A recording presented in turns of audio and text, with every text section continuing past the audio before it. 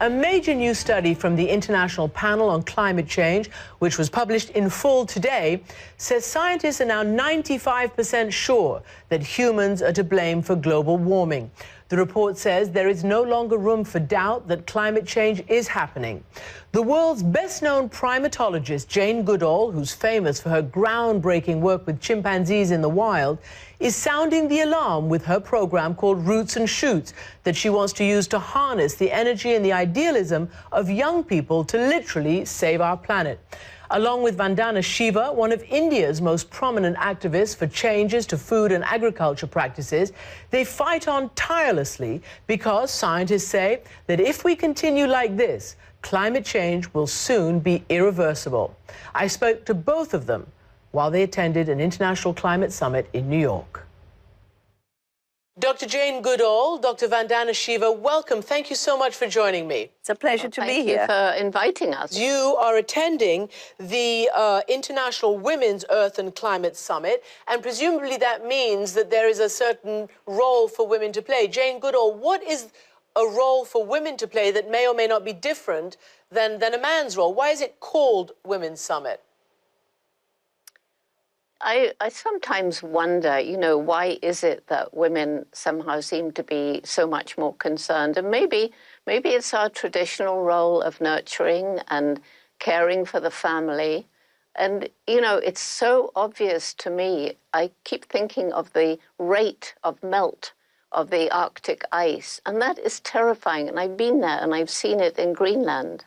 And if you care about the future of your children, your grandchildren, then, I don't know, maybe women do have a very important role to play. And Dr. Shiva, the disappearance of the summer Arctic ice, I mean, apparently it melts often, but then it refreezes. What knock-on effect will it have? I think the most important effect it's going to have is rising sea levels, and that means more flooding, more small island nations going underwater, coastal areas of the South Asian subcontinent, India, Bangladesh, which are some of the most densely populated areas, because these were the most fertile areas, the most abundant and generous areas, will now become places from where refugees will have to run. And can you imagine, our mountains are creating environmental refugees, and the coastal areas will create environmental refugees. Where on earth will people go?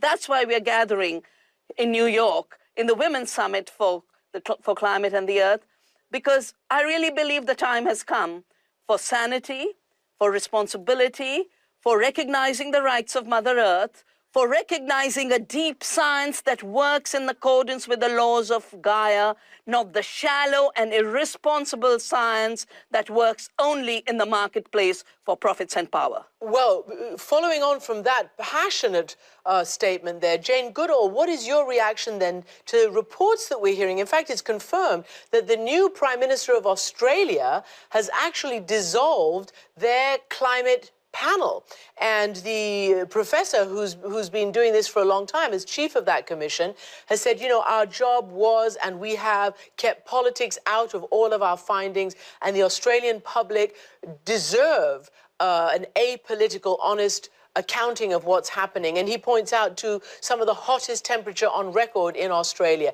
If the new Prime Minister is dissolving that commission, what does it say?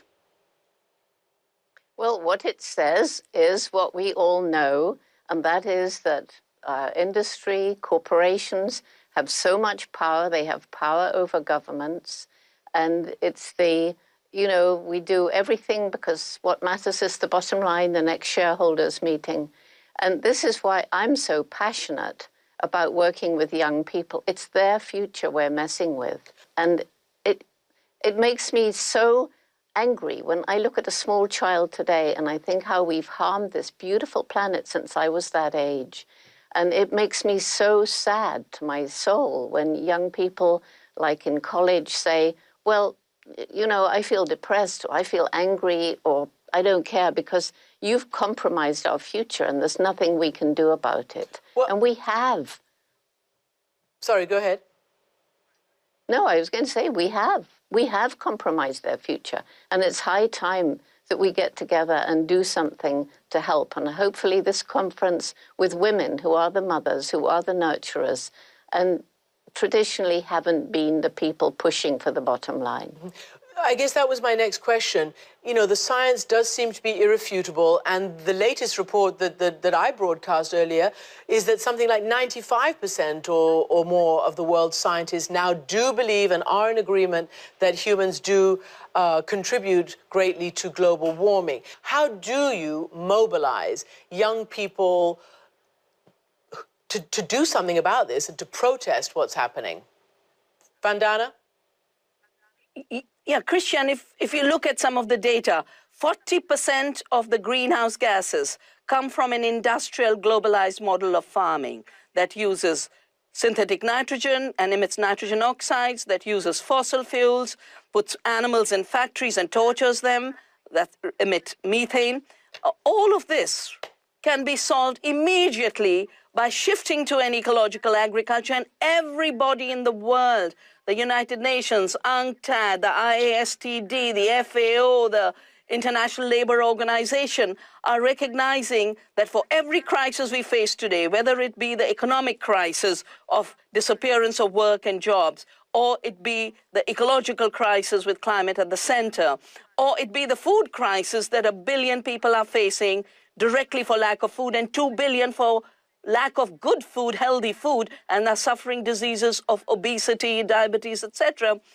All of these problems get solved by promoting ecological agriculture on the basis of a science of agroecology. And I think we need a groundswell across the world that creates another paradigm and another worldview. And that's where women at this summit are taking the lead to say there's another way of living on this planet, another way of being, another way of thinking. Change your minds, you guys. Indeed, change your minds, you guys. What, finally, Dr. Goodall, is your biggest nightmare? What keeps you up at night over this?